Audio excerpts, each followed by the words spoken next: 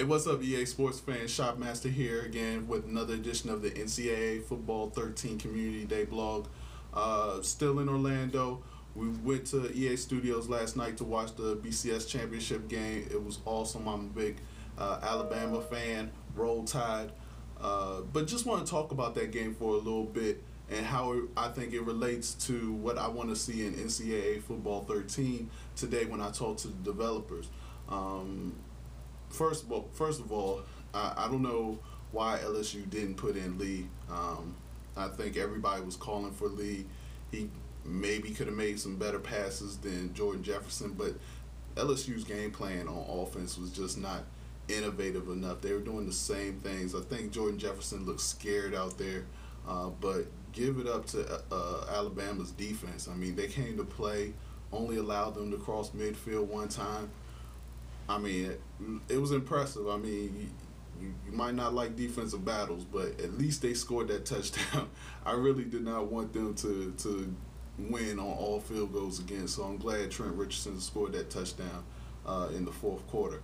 But anyways, getting to how this relates to NCAA Football 13, one of the things you saw Alabama do was formation shifts. They started out doing it. They did it all game long.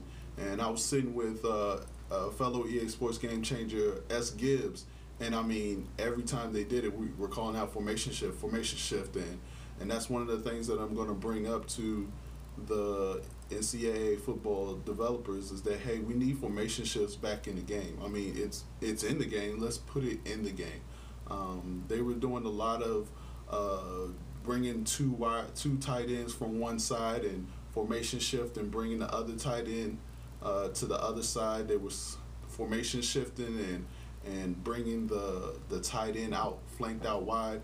All those things, for me, create that sort of chess game with my opponent.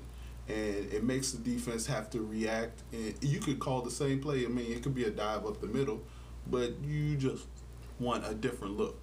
And that's one of the things that I would really like to see in NCAA Football 13.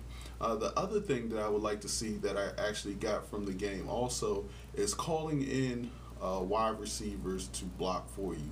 And I'm not talking, nowadays you can, just hot route a wide receiver to block, put them in motion, and just snap the ball at the line.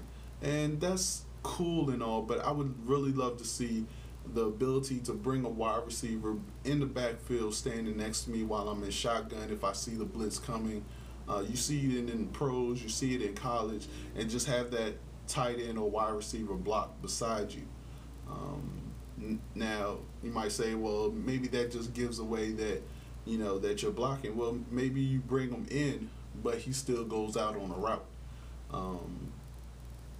That's just something that should be in the game, and I would like to see implemented, and we'll see if the NCAA football developers agree with me. I'm pretty sure they'll agree with me, but whether they put it in or not, we'll have to see. But those are the two things that I got out of last night's football game, and it was good to talk with the other EA Sports game changers, especially watching the game and saying, hey, that needs to be in the game. So, main three things for me today.